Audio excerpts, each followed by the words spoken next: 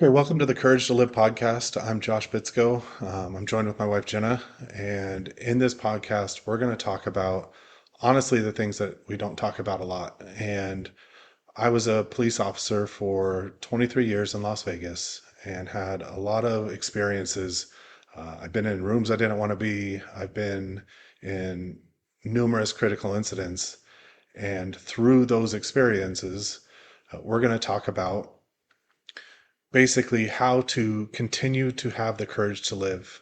And it's not always easy, but with us together, both of our experiences, both in law enforcement and life, I think that we can provide a lot of value to our listeners. Jenna, if you want to talk a little bit about yourself and your experience. Yeah. So my name's Jenna Bitsko. I was in law enforcement for 14 years. As a civilian, I was a analytical manager for 3 and then a crime analyst before that for 11. So I am here to kind of keep the conversation going and dig a little deeper than Josh may want to sometimes, but we'll make sure that we provide something that everybody finds value in. Yeah, and I think it's important that, we are going to laugh, but we're also going to talk about some heavy things too. And as you always do, you're good at pulling more value out of what I talk about and asking the questions that I think people want to ask that sometimes I don't think about as well, and provide your point of view to things too. So I did, as I said earlier, 24 years in law enforcement in Las Vegas, and I had a lot of different jobs. I was a canine handler for a long time, and that's honestly what I loved and what I did the most of. But I had a variety of other jobs too, in internal affairs. I was a detective for a while, patrol, and patrol really is that's where I wanted to be. I wanted to be in uniform. I wanted to be out chasing bad guys. And Canine afforded me that opportunity to really just go on the most fun calls and the most critical incidents. But one of the things through some of my experiences, and one of the big ones I'm going to talk about today, the Route 91 mass shooting in Las Vegas, where 58 people were killed, over 455 people were shot or hit with frag, and over 800 injuries. Obviously, that changed who I am. But at the same time, those experiences and how I handled it or didn't handle it at times has given me a unique insight on not just what police officers and first responders go through, but honestly just in life. And I think that's one of the things that I realized in going through these critical incidents is a lot of what we deal with, yes, in policing can be unique, but it all applies to life. And having um, the ability to form deeper connections with people or not. Like for me, when some of the things that I've been through, I went inside, I went internal, and I didn't really um, form relationships or talk to people. I was just kind of numb, and I think that because of how I handle that, I think a lot of people deal with that. You don't just have to be in law enforcement or deal with trauma at that level to be affected by the things that we go through. So, overall theme of this podcast, it's going to be a little bit policing. It's going to be some humor, some stories.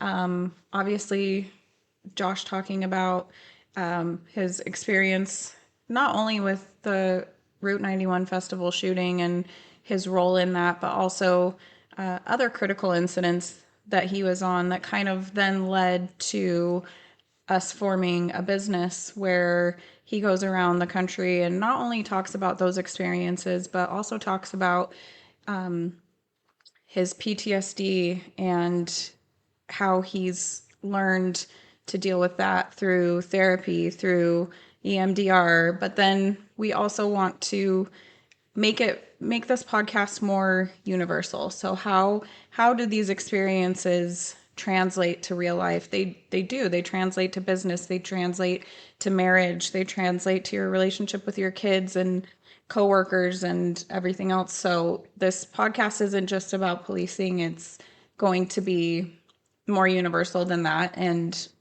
also talking about humor in life and also some inspiration along the way. Josh is almost done writing a book, and we'll do a whole episode on that. Yeah. But maybe we can just start at the beginning. How did you get involved in policing, and kind of talk about that a little bit?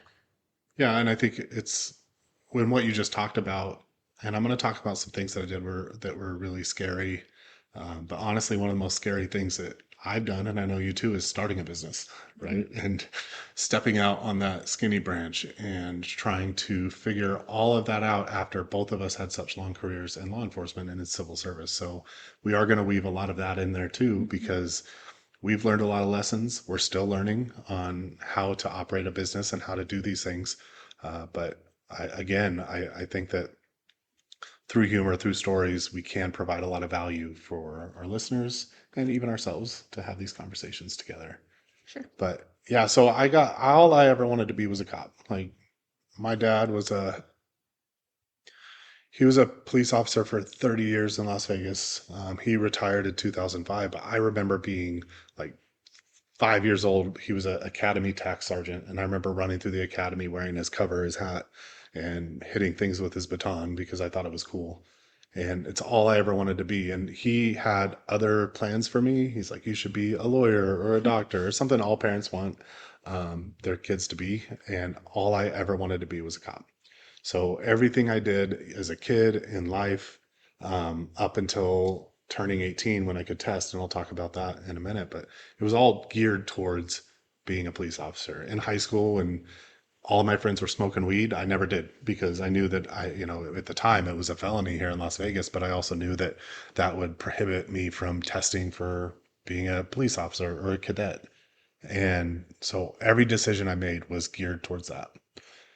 And so when I was 18, Las Vegas, they had a program called the cadet program.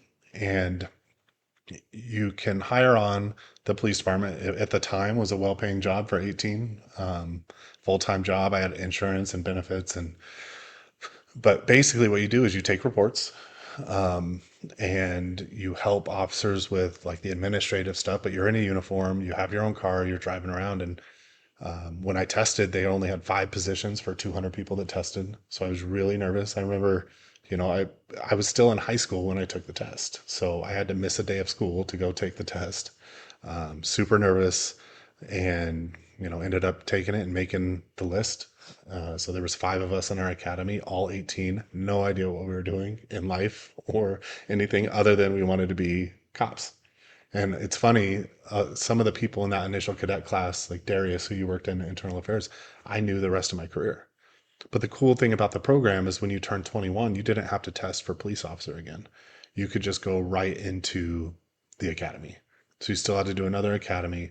But I just had this like thirst for knowledge even as a cadet. I had always had a skill set for languages, so I signed up to be a Spanish translator, which, because as a cadet you don't have any suspect contact. You're not supposed to go on domestic violences or anything like this unless you speak Spanish. And I found that loophole. I studied. I was taking college classes at the time, so I was taking Spanish classes, and I signed up to be a translator. And so then I was going on the calls I normally wouldn't. Even I remember translating voluntary statements on a homicide for our homicide section at 19, sitting there going through it, explaining to them what their statement said, and learning all of that. But it's all I ever wanted to do. And Well, and at 18, then even though you're translating, you're also dealing with some very adult problems and traumas that you yourself probably had never experienced up until that point, right? yeah, no, not at all. I lived a very sheltered childhood. I went to my high school was actually called Basic High School, so it's kind of basic for those that live in Las Vegas, know what I'm talking about. Grew up in Henderson, played sports, but really just again, all my goal was aimed towards being a police officer. But yeah, I saw my first dead body in field training at 18, and it was a gentleman who had hung himself in a shed in his backyard in the middle of summer. So it Was wasn't, that shocking, it was, seeing that yeah. for the first time? Well, because, you see on TV and movies, it's an actor with their eyes shut laying down. This body didn't look like that. It had been in, 100 degree heat. I'm not going to get into all the like specifics, but let's just say it was, yes, very shocking for an 18-year-old to go and see that. Um, and Well, and had the police department equipped you at that point for being 18 and jumping right into seeing dead bodies and going on domestic violence and homicide and all of these things that you dealt with at 18, was there any kind of preparation for what you were going to see or experience? it was basically the Wild West in policing, and this was the 2000. And in fact, I remember because I was in the car with my field training officer who wasn't overly happy to be training a cadet because he was a police officer, but he had to go take report calls all day. And he heard the dead body call, and this was like my first couple days. He's like, "Hey, we're going to go to that, get you the experience of seeing a dead body." But and I was like, okay, like I can't say no. And I did, honestly at the time there's that morbidity. Like I didn't want to say no. I wanted to see it. But there's always this, especially your first couple when you're around one of those a dead body like that. It's like you're thinking, oh, is it going to jump up at me? Like, is this person really deceased? And this person really was. But no, there was no like afterwards we went to lunch. Like it was, and my FTO didn't talk about it. He was mainly more to like he wanted to train me and give me the experience, but also to see if I could handle it. Right. Like make sure I didn't run out and throw up in the crime scene or break down crying or something like that. And there was a lot of that, a lot of tests with traumatic things early on. And that were things that were mirrored. Even I made that mistake as a field training officer of, you hear the calls when I was, when I was an actual FTO, you'd hear the call that you want to get your trainee experience for, but I wasn't also, hey, let's talk about that. How did that, make you feel? Are you okay after that? That wasn't, it's starting to be the culture in policing a little bit now. I don't know about officers in training, but those conversations are being had more often. But at the time, those conversations were not had at all, right? No, not at all. In fact, if you did talk about those things, you were seen as weak. Um, I remember asking my dad when I was getting on the police department, like, hey, were you ever like scared? And he's like, no, my hands would shake a little when I'd smoke a cigarette after a call, but that was about it. He was a cop in like the 70s and 80s, and they used to smoke in briefing rooms and fight in parking lots. That was a different culture than I experienced. That was the real Wild West. That was a real Wild West.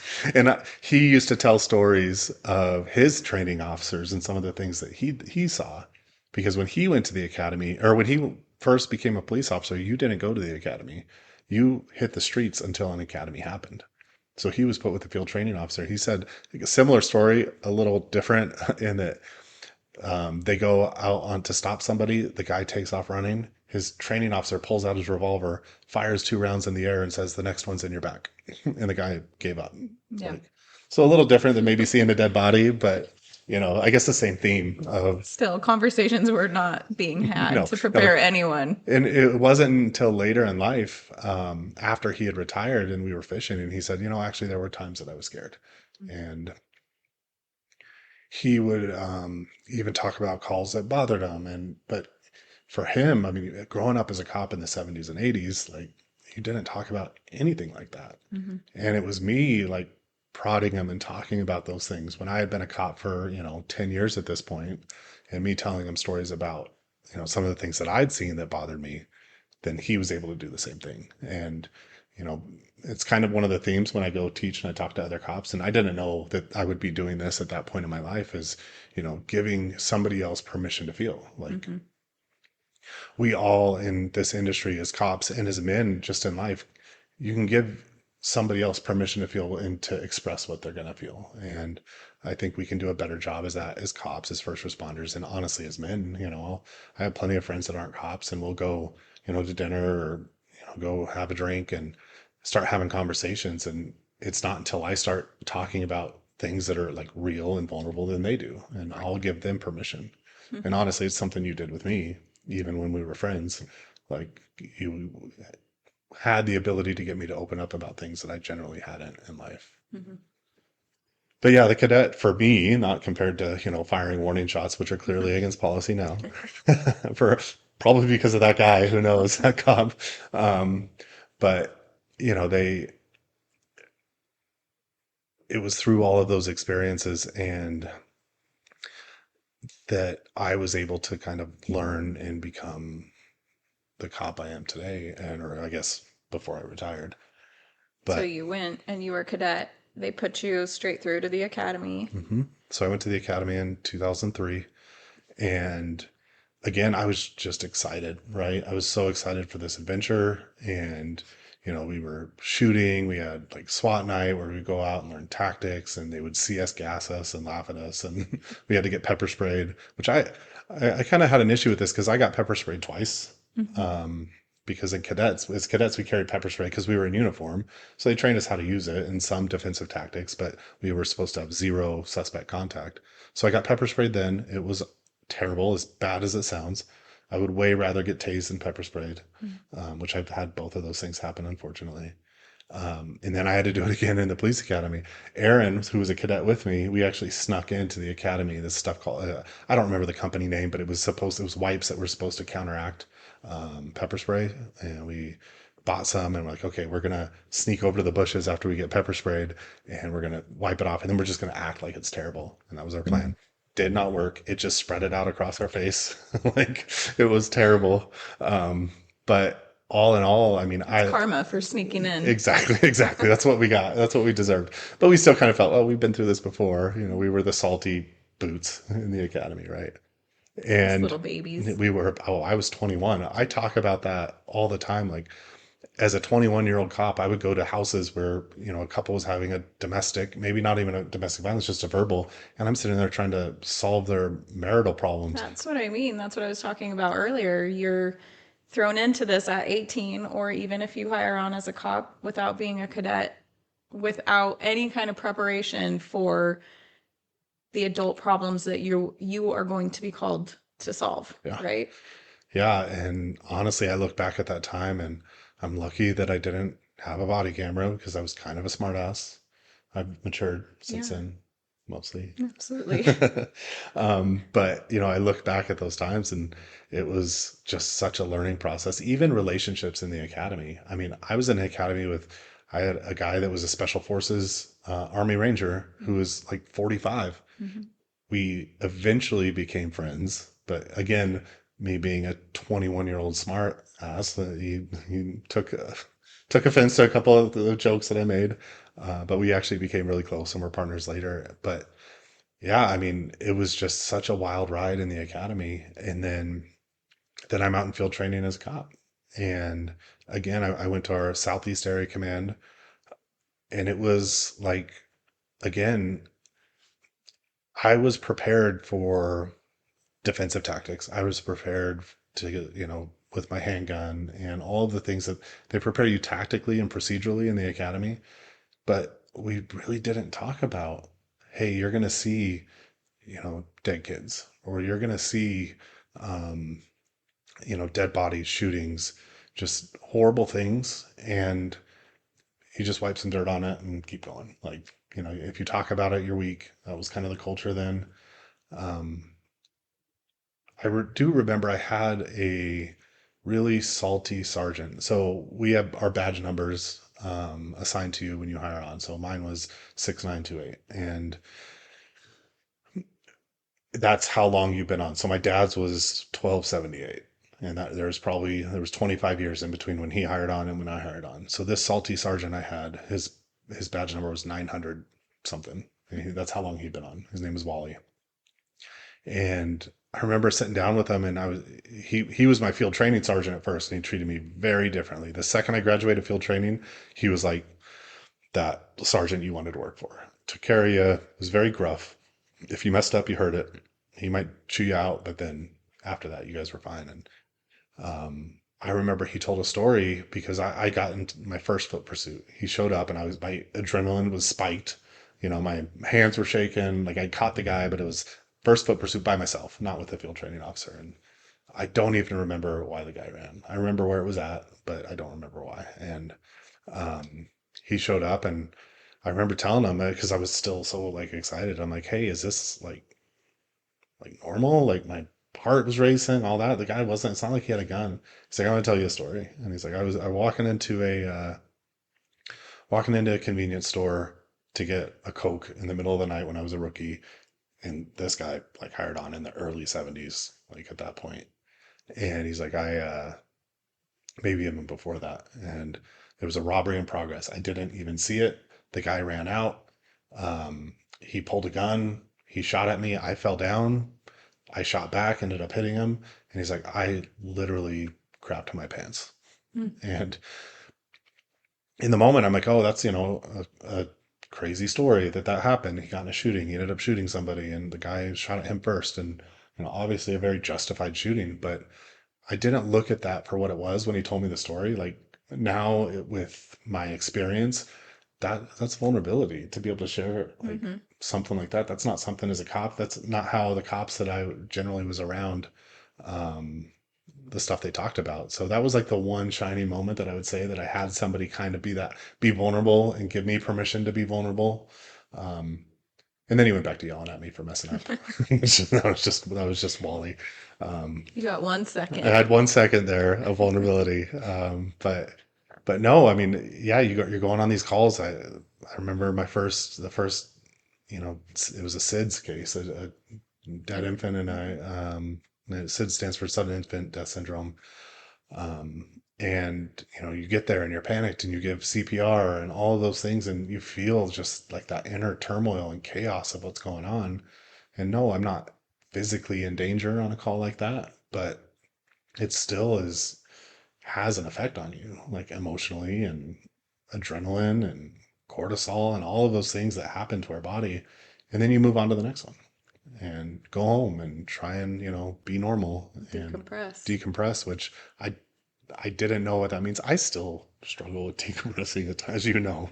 Like you force me to go train or do something to because you know that I'm not really I great at that. think I think just for any first responder in general, even doctors in the emergency room, and I think when you are used to or when you learn how to operate at such a high level of stress and cortisol, it's hard to turn around and not feel that. It doesn't feel Hmm. normal, right? It feels foreign. So it's, I think, something that first responders and, like I said, in the medical field and emergency services, therapists, people universally that are in these high impact, high trauma jobs, turning around and learning how to decompress is not something that's easy, and it's not something that's super common unless you make a very concerted effort Well, then I'll to do take it that. even a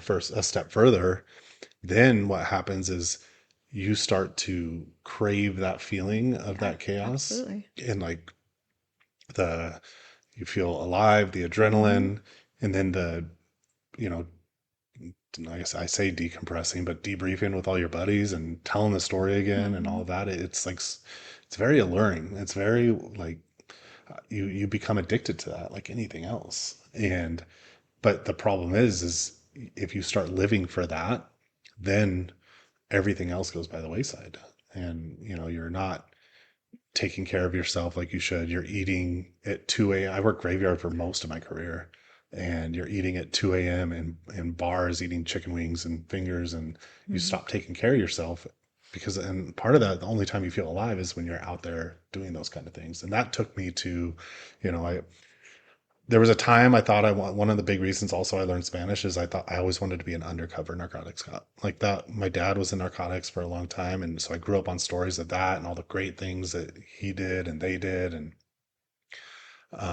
that's what I thought I wanted to be until I tried to do it. And then I was an absolute terrible undercover. Like Mm-hmm. could not buy dope in a pharmacy. Like every time I tried, we would do vice reversals and I go try to pick up a prostitute and they would laugh at me and say, get lost, cop.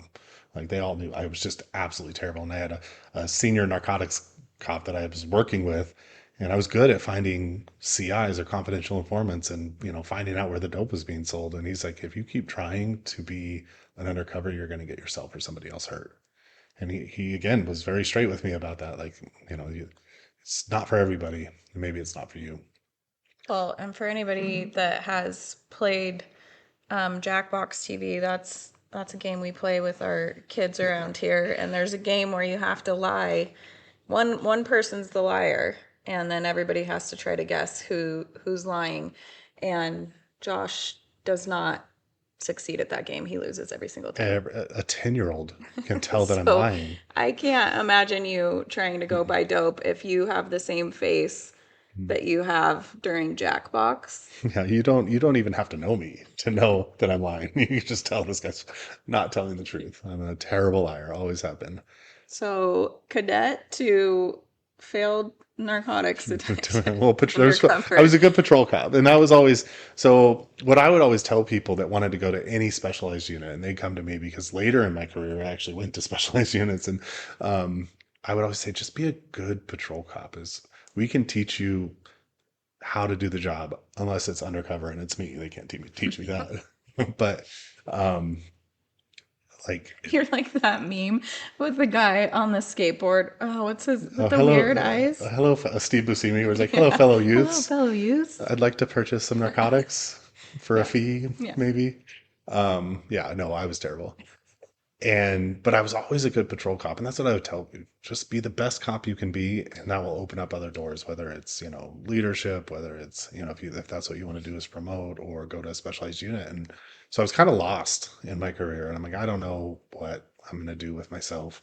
But I was always out there as a patrol cop getting into things like people would foot pursuits, vehicle pursuits, back when we were allowed to chase cars before they changed the policy, which I will say isn't necessarily a bad thing. I think chasing somebody for a suspended plate and then they crash into a van and kill a family, like I do agree with restricted pursuit policies, but back then I didn't. And I was like, let's go catch him. Um, and I had a canine guy come up to me. And so our canine section, for those who don't know, canine is they go on every foot pursuit, every exciting call, and they use the dog to find people. Mhm. So you go find the bad guys. And I had a canine guy tell me, he's like, hey, you should come to canine. And I'm like, I've never really like I grew up around hunting dogs, but that's not really something I ever even thought of. He's like, well, just come out and take the decoy class and see if you like it. And what the decoy class is, they teach you to go to canine. You have to start in the big bite suit and get bit by dogs. And I had never thought about it. He's like, you're a good cop. You're always getting into stuff. Why don't you come out and try it? So I did. I went to the decoy class. I will tell you, as now somebody that has ran a training unit or a training section for a canine unit, trained dozens of dogs and handlers how to do it. Those first times getting bit by a dog it's scary. like like because yeah, I had well back then we mainly just used a bite sleeve and you had like what they call scratch pants, which so the dog's claws don't scratch you, but they can bite you through the scratch pants. So the dog is supposed to bite the sleeve. And I had in my head, what if the dog misses the sleeve? What if the dog bites my foot? What if the dog bites my other arm? Um, Most of the time that didn't happen. Most of the time, Mhm. but it's times it did. But those first couple times, I'll tell you, it was scary. But I found some of that same like adrenaline rush of this 100-pound police dog that's coming in like a missile is launching and biting you. Um, I found that same adrenaline that I did in policing, and I liked it. Even though it was scary, I'm like, oh, I'm gonna get good at this. I'm gonna learn how to like read dogs, and I couldn't at first. They would even like hide you in the dark somewhere, so you couldn't. All you could do is hear the dog coming, and you had the sleeve, and you're thinking in your head, if I can't see any of this, how can the dog know what to bite? Because I know they can smell. It's called a apocrine, which is the odor that you put off that when you're afraid. And it's what we think the dogs can differentiate by looking for a bad guy, right? When they're hiding. And I know I was putting off a lot of that. Like I was like, oh my God, you could just hear the claws running across and you're just waiting for the dog to come in. And I'm just like, oh, I can't let them know that I'm scared. So let's just hope he bites what he's supposed to do. And again, most of the time they did. I got a couple boot bites where run into my foot and bite my foot but for the most part. But I fell in love with it really quick. And then I was donating my time so on my days off, I work graveyard still. So, when I wasn't sleeping, I would donate my time and go out and decoy for the canine section and go pretend to be a bad guy. And they like using new decoys because you put off more of that odor that I was talking about. Um, and so eventually I tested to be a canine officer. Now I was a field training officer at the time. Um, and, but I tested for our canine section and eventually went as a handler. And it was a ball. Like it's everything again. Everything you wanted to be as a cop, you go to all the fun calls, all the hot calls. You go search for bad guys, and then you know high five and leave. Never thinking about your mental health. Never thinking about, hey, how do I manage going from zero adrenaline to 100 back to zero, back to 100, but throughout a shift for years. Like, it creates that what they call hypervigilance. Even when you're off duty, you're always just like, your body, your nervous system is kind of off, right? And, but you also, you had to learn teamwork. You had to learn how to work, even if you had 4 or 5 handlers to search 3 square miles or a square mile or hundreds of acres of area. How do you do that? How do you work together? How do you communicate? How do you work with other people to get a job done? And there's a lot of nuances to that and communication and things that I learned in that spot.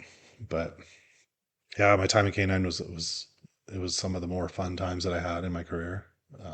You get to hear it because as we drive around Las Vegas, I point out places that I found bad guys, and I have a really bad memory for a variety of reasons. So but you do a great job. You pretend like you hadn't heard it before and act interested, even though I've told you 3 or 4 times Yeah. each complex that we walk by. Yeah. I could probably name most of them at this point. Yeah, yeah. Um, but So then after K9, so I promoted to sergeant. okay. So I was in K9 the first time for 4 or 5 years and decided I'm going to be a boss. I want to be a sergeant. And so I studied and it's funny because it was kind of one of the things my dad always wanted me to do is like, you need to promote. You need to promote to sergeant. You need to go. And I I studied. I got promoted. I went to our downtown area command. Um, and like 2 weeks in, I remember thinking, what did I do? Why am I now in charge of babies, baby cops that, they're screwing up. I wouldn't say like bad. It's just like normal new cop stuff. But I was now responsible for 10 other cops to make sure that they didn't. And I was a baby still too, because I hired on so young. I was 28 when I promoted to sergeant. What age do people normally promote to sergeant? What would you Well, say? so you generally have to have, well, you have to have 7 years at least here in Las Vegas before you can even test to be a sergeant. Okay. So, you know, So if they hire on at 21, they could be 28, but yeah, typically they're a little a older. little older. I mean, a lot of people, we get a lot of people that were in the military, have other life experience, which is great, by the way, because I didn't have any of that. Even, having a job, like interacting with people, communicating with people, having relationships and all of that, like going through that gives you that life experience that then to apply as a police officer when you're communicating, when you're talking to people on their worst day, because generally as a cop, when you're talking to someone, it's on their worst day. If you think about it, I mean, how many times have you interacted with the police? I mean, I know you were in law enforcement, but when it's not that, it's maybe 1 or 2 times in a lifetime, and it's never a good thing. You're either getting pulled over, which you get pulled over a lot. I don't. I can't get you out of tickets anymore either. I'm It's true. retired.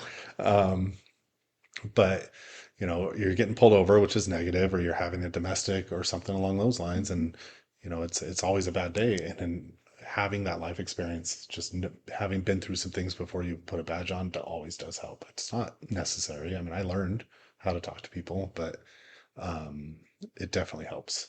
Mm-hmm. But so most people have a couple jobs, some life experience. So by the time they promote, they're mid 30s, um, and they're able to apply that. And I was still a baby myself. Yeah. I had the tactical stuff down because in K9 we do a lot of tactical stuff. Every time the SWAT team went out, 2 of us would go. So I handled barricades and hostage situations and all that when I was in K9 the first time. So like the big stuff, that was easy. But when I had to pull a cop in and talk to him about a bad arrest he made, that was stressful because I hadn't done that before. Like, I all the arrests I was only responsible for me, and all the arrests I made were good. So, but you made a bad arrest, so let's talk about it. Remember my first night as a sergeant, I brought a guy in to talk about because it wasn't a legal arrest, and we had to fix it and had to hold him accountable. And he started crying when I was talking to him because again, Mm-hmm. he also had zero life experience in retrospect, and I didn't know how to deal with that. Like I never really had a man crying in front of me like that before over a mistake like that. So it was kind of a trial by fire and learn. Mm-hmm. I was a sergeant, and um, I did our, patrol, our problem solving unit, which is like plain clothes, where you're going out solving area neighborhood crime problems. And uh, then I went to our child abuse and neglect section, and I spent 2 years. We investigated all child abuse, all child death, if it was accidental, medical, or abuse related. So, like if a stranger killed a child, the homicide would take it. But if it was like a known suspect, it was abuse related, we would keep it. And so I did that for 2 years, and that job is about as terrible as it sounds. Um, you have throughout throughout the year, you have children die of drownings or medical things or SIDS, like sleep related deaths, or abuse cases that were pretty heinous. And supervising people through those situations was honestly one of the biggest supervisory challenges that I had. Um, and I just, having to deal with those things. And I'll tell you, then I still didn't go talk to a professional. They didn't have anything for us set in place, even though we're dealing with some of the worst calls that you can take. I wasn't, I didn't have tools. Like I wasn't seeing a therapist. We didn't have a department mandated therapy Well, for and that. you are only dealing with the most vulnerable, Mhm. right? Yeah, because we did Kids and elderly as well. elderly. So you are only seeing the most vulnerable people on the planet being hurt and abused, killed, um, all day, every day for Hmm. years. Yeah. And your detectives were dealing with that too, and working the cases intimately, right? Yeah, and I saw that as a leader coming out in other ways, meaning the trauma of that. I had detectives with drinking problems. I had detectives with, relationship issues. I had detectives that couldn't get along with each other, and I knew that it was coming from somewhere else. I remember meeting with our peer support. So we had, a police officer that was specially trained to deal with, to communicate with officers when it comes to, traumatic incidents. Basically, the best peer support operates as a pipeline to get officers professional help and employees professional help for what they see. Um, they're not clinicians, they're not anything like that. But I remember meeting with him and I'm like, how do I fix this? And he's like, well, it's just a really hard job. And he's like, we can come in and talk to people. I'm like, okay, I mean, that's a start, but I didn't know what I didn't know at that time either. Right. I hadn't done anything for my own mental health. I hadn't been to therapy. I hadn't, I didn't have the experience to apply what I was seeing, but I knew what I was seeing was wrong and we could do things better. Well, in that job specifically, that section, I think it changes people forever. I think it creates, and I'm not saying one trauma is different or harder than another, but this working with kids and elderly that have been abused and murdered and sexually assaulted, it changes you and it changed you. Yeah, It changed absolutely. your it kind of changed your belief system, Hmm. and it it made you into a more hardened person. Well, yeah, because of instead of leaning into like addressing my own mental health and talking to a professional and learning how to process through the traumatic things that I was seeing daily, I just went internal. Like Mhm. I thought that that was tough, I thought that was strength. So generally I would just like not talk about it. Like, Yeah. you know among other people that knew in the section, we would talk about it. Like, hey, that was a really hard call. Like, I literally had one of my detectives in a car crying on my shoulder after a call. It was that bad. Yeah. And I mean, you know me, I was like, there. Like, I was trying to be what Yeah. I knew I needed to in that moment, but really, I didn't know what I didn't know. Like I said earlier. Um, so I did that for 2 years. I was going to test for lieutenant from there. I'm like, I'm going to be a lieutenant. Like, I knew I needed to get out of there. 2 years was enough. 2 years was plenty for that job. And so I know people that did it for decades. And I Which just, they should not be allowed yeah, to do a job, well, that specific job for that long. no, I mean, it like I said earlier, it changes you, and you and I both have known people and seen people that have worked that job for even a shorter amount of time than 2 years, and it tears you apart. Yeah. So Well, yeah, I that's mean, my soapbox. no, There should be term limits on abuse neglect. for sure, or child sex abuse or any Yes, of those jobs absolutely. because it does it changes you, and who has the tools to deal with that? I mean, you can be on your mental health journey and you can be seeing a therapist and all that. It's still really hard. Absolutely. Um, and I knew I was interviewing a dad that had severely abused his stepson, and I got really angry during the interview, and I walked out of that interview and knew I had to be done Mm-hmm. because I was close to, grabbing him across the table, like, and I knew like I'm gonna get myself in trouble because, what have we learned about anger is it's often close. It's one of those emotions that's closest to the surface, right? Right. It's usually concealing shame or fear or pain or Guilt. guilt. And for me, it was like just the pain of that job for so long that anger was what was coming out. So I was going to test for lieutenant. I was studying. I had everything, and um, we had two officers get killed, Igor Soldo and Alan Beck. I went to it, even though I was a child abuse detective. I just jumped in my car, grabbed my stuff. Well, and they didn't, it wasn't just killed, they were executed Yeah, in a pizza parlor as they were eating lunch. yeah. And I was, I knew both of them very well. Alan was on my squad when I was at Southeast as a patrolman for a couple of years, and Igor and I were friends. And so I remember like after that call, and I was studying for lieutenant, I was like, I just am like not ready. I want to be back out there. Like, I think part is it like, oh, I want to prevent something like this from happening again, or be involved if something like this happens again, and have that impact there. Um, right at that time, there was an opening in K9 as a sergeant, and I told myself I'd never go back because I knew I didn't want to leave the first time. It'd be that much harder to leave the second time. But I tested and went back as a sergeant, Mhm. and it was a great decision again for me. Like I was there for another 4 or 5 years, and I I went from that baby sergeant, but I was a sergeant for so long because Mhm. I went back there that by the time I promoted, I did have the life experience then to apply it in other positions as a lieutenant or captain and beyond.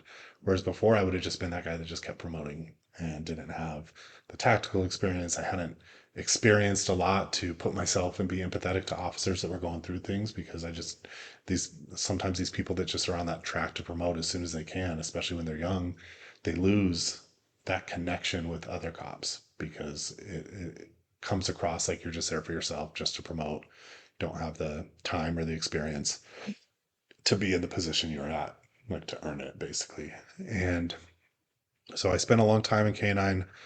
Was partnered with my partner Loki. I had a bunch of different dogs on my years in K9, but Loki he was my partner, and You could honestly, we could do a whole episode on Loki and his antics because yeah, the stories, when the whole SWAT team is afraid of a dog, like, but he never bit any of them, just for the no, record. But no, he was just he was crazy. he was crazy. He was just very enthusiastic about doing his job. Yeah, it's a Um, good police he dog. was a good police dog, and some of that's the history of him. Like he was at a bunch of different agencies.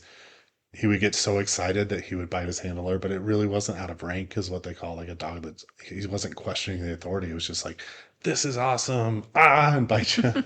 And so him and I ended up being a good match because I didn't tend to get my blood up on tactical stuff like that. So I always knew when it was going to happen, and I could just like move the leash away from me before he turned to bite me, and then he'd realize and then go back towards the bad guy. So um, yeah, I do. In fact, I think we should do a whole episode on Loki. Yeah, I would let's love do to it. talk about It's him. our podcast. We can do whatever we want. Exactly. Episode 2 is going to be Loki. We'll see. Maybe not that, um, but yeah. And then obviously my time in K9, it was very eventful. I had some very big calls, and I think that I was able to apply my experience both as a handler and both as somebody that was a sergeant in a couple different sections too. I didn't just go right back to canine either, so I had to go back and supervise some of my peers that I was in canine with, but I'd been a sergeant for 4 years at this point, and I'd worked in abuse, neglect, and the problem solving unit and all of that, and I came back a different human than I was when I left, Mhm. and that really helped me out, and to be able to help move that section in a direction that I felt it needed to be moved in as a leader that was there. Um, and really just on top of everything else, and it was fun. Yeah. And but it was there that, like I said, I responded to the Route 91 Festival massacre, which, you know, knowing what it was, and you had 58 people killed, like I said at the beginning, it was because I was in that position as a canine sergeant to go to that and have an impact. Yeah. So, and we're going to do a whole episode on that Mhm. story alone. So, after being a sergeant in K9, where did you go? So I promoted to lieutenant, and I went directly to, I was an administrative lieutenant in charge of the detectives at Spring Valley Area Command. And so, as somebody that was operational and tactical for almost my entire career, now is in charge of coming up with a strategy to fight crime in a geographical area of Las Vegas. And man, detectives I knew because I was there, and our detectives at the area, they handled a little bit of everything that are assigned to that area. So that part wasn't as bad, but like I didn't know anything about crime analytics or how to come up with a crime plan other than what I studied to test for lieutenant. And that's where I met a analytical manager that I asked to help me out with a couple of things. Yes. And he asked very nicely. I would like to think that I was just professional when I walked into your office and asked you Absolutely. for help. Yes. I think you tell that story a little better than I do. Um, he just walked into my office. I was managing 12 crime analysts at the time, and we were in charge of all of the statistical data for the department. And he came in with our stat report and put it on my desk and said, I need a report on this, this, this. And I did not know this man. And I just said, well, I don't know who you are, so you're going to have to turn around and walk out of my office and then walk back in and try asking me nicely. And he did. I did, although at that point in my career, I was very used to just telling people what they needed to do and then telling me, okay, boss, and then they would do it. Yeah, But it's not how I operated. it definitely was not. I did come back in and I asked very nicely, You did. and you helped me come up with some strategies because I had no idea what I was doing. Mm-hmm. Um, and I was actually very successful as an administrative lieutenant because I had my silent partner, a crime analytics manager that I asked very nicely to help me the second time. Yes. Um, so as a lieutenant, I was at our Spring Valley Area Command. I went to the Strip, which I had avoided my entire career, which is the Las Vegas Boulevard. I There is more to Las Vegas than the Strip, than all the casinos and hotels and all that. There's a lot more. Mm-hmm. So I would rather be in the neighborhoods and the different areas of Vegas than that. But I went there as a lieutenant and was the admin lieutenant over there. Um, and that was a whole different world, a whole different style of policing. Um, until I'm going to say, quote unquote, asked to go to our internal affairs section investigating, misconduct on police officers. And when I say asked, I meant I was told that's where I needed to go. And so I went to our internal affairs section, was there for 2 years, investigated, you know, a lot of cops that were doing the right thing and, cleared them because, you had somebody that made a report that maybe wasn't exactly factual. And then I investigated cops that didn't do the right thing. Sometimes, because they couldn't regulate their emotions. Most of the complaints we got were um, not knowing how to talk to people or not talking to people well. It's called interaction with the public. That you can arrest somebody and take their freedom away. You can use force on somebody, but if you call them an asshole, that's going to be the complaint. And so there was a lot of that. And then I had some really large cases involving some pretty severe misconduct. Um, so I did that for 2 years until I decided, you know what? I really like not being a cop and being an administrator. So I decided to test for captain. And yeah, you really liked being on call. 24/7 and not Well, sleeping. So, I was on call. Yeah, I was on call for a lot of my career. In canine, the call was different. Like, I'd be in bed, my phone would ring. We need a dog here. Okay, I'd sleepily wake up, throw on my uniform, go wake my dog up. Let's go. We go search for the bad guy, and then I go home. I got paid for 4 hours. Rarely took that, except unless it was like a barricade or hostage thing that took like 12, 13, 14 hours. But for the most part, it was that. But then when I was in internal affairs, you get called out for stuff. But then when I was a captain, it was a whole different ball game. mhm. Because when they promoted me, I went to the our convention center area command, which is the Las Vegas Strip, and I was the captain over the Strip. Which, they say it's the city that never sleeps. Neither did I, because I still had all the duties of a captain during the day, and meetings and crime fighting meetings, and you know action, which is our comp stat, and um, everything I had to do during the day. But then Vegas, turned on at night and my phone would ring. And I mean, you had to deal with that. How many times I would literally lay in bed with my phone on vibrate on my chest because I knew something was happening. So I didn't wake you up. Mhm. And Go in the closet. going, I did. I was in the closet on the phone a lot of times, like, Mhm. what's going on? Mhm. Like, um, and so I did that for a couple of years, and it was an experience. I'll say that, because you were there along for the ride on that one. It was. Um, and then when the new sheriff got elected, he called me and he's like, "Hey, I want you to move and create a wellness bureau for the police department." And I was like, "Why me?" Mhm. Because again, not something that I had, um, you know, really put energy into in my entire career.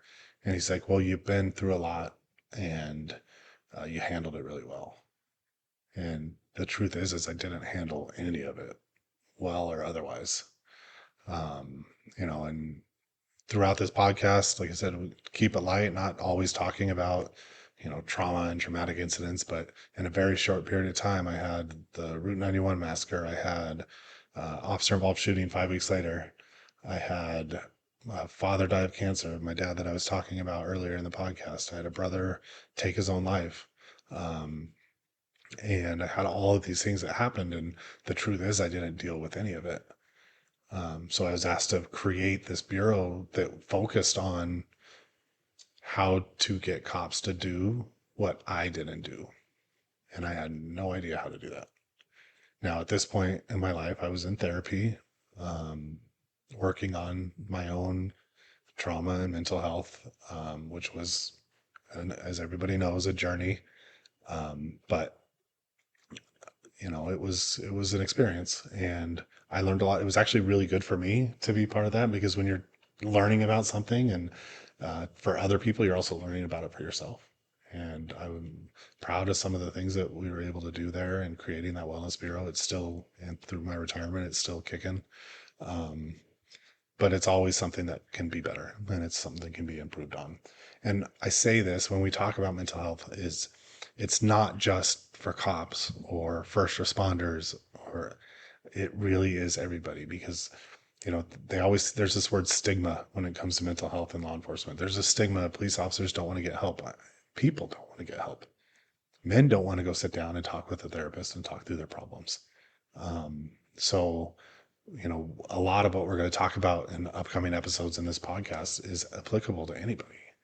You don't have to be a cop. You don't have to be a firefighter. You don't have to be any in that first responder role to, you know, learn from what I've been through, what you've been through, professionally and personally. Like, you don't have to have that same position to learn how to start your own journey. And I think that's really what, this podcast and the episodes that we're going to do, um, coming up, is how can we, using our experience, using what I'm writing about and or wrote about in my book, um, and what I've been lucky enough to go around the country and speak on to police officers and normal folks and people in business, and all these different audiences that I've been able to tell my story to, but also talk about, resilience and my own journey with mental health, and how to navigate the hard emotions that come along with that, how to navigate fear and anxiety and tactical paralysis, and, freezing when things get hard. And I'm excited to be able to then expand that in our audience through our podcast. Mhm. And I think that, in the next episode, I'm going to talk about 1 October, my story, my experience, what happened on that event, and give people an idea of what it was, not only what happened, but what it was like, what it felt like to be there and what it felt like to go through it. And even talk about, some of the mistakes that I made, not only tactically, which, there's very few tactical operations that go 100%, none go 100% right every time, but also the aftermath and what I did poorly and how I didn't deal with things. And because I think a big part of this and, our business and what we do is I don't want people to make the same mistakes that I made. And, if you can learn from my mistakes so you don't have to do that when it regards to your own mental health, then you'll be that much better for it. You'll be that much more prepared when something does happen in your life. Well, Because oh, sorry. I was gonna say, because what I taught, it's not just professional. I had a lot of personal loss too. Mhm. And we all, as you get older, you start to have those things happen. And a lot of people younger too have those things happen. So hopefully through my experience and your experiences, we can help people. And I was just going to say that it's one thing to get up in front of a group of people and talk about trauma and leadership, and that's there are many people that do that, and I think that's great and it's very much needed. But I do think something that you offer that is special and unique to you is that you have been through very extreme, difficult, critical incidents that no other human being on the planet can say that they've been a part of. So, yes, there were other officers that were involved in Route 91, but only a handful of them got together a team and walked that team up to the 32nd floor to breach the suspect's door.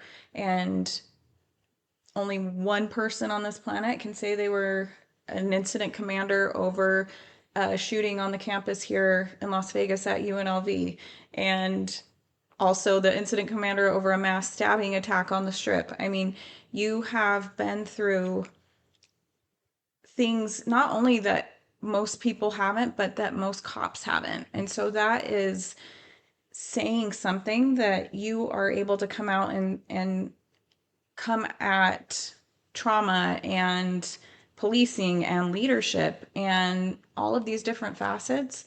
You're able to come at it from a very unique perspective because you have been there, you have lived it, and there are a lot of people in that haven't. And so I think that's really important as people listen and learn more about you, that you have been through some hard shit and you've been through shit that no one else on the planet has been through. And so I'm allowed to say that as the co-host. I'm allowed to hype you up, and because I want people to understand that, because that's really an important part of this too. Well, I appreciate that. And also to give you kudos as I wouldn't be able to do any of that if it wasn't for you supporting me, whether it's in a podcast or in life. So, um, talking me into go to therapy, talking me into, continually working on myself. And I think there will be episodes where we talk about that, where we Yeah. get vulnerable about, some of my lowest moments and that you helped me through and, um, that what you experienced, because just because you helped me through doesn't mean it wasn't hard on you either. So, and I think that's where we're going to end this episode today. Our next episode, I'm going to go through the 1 October shooting and my own experience, and maybe even a couple lessons on how that applies to life. Absolutely. Thank you for being with us today on the Courage to Live podcast, and we will see you next time.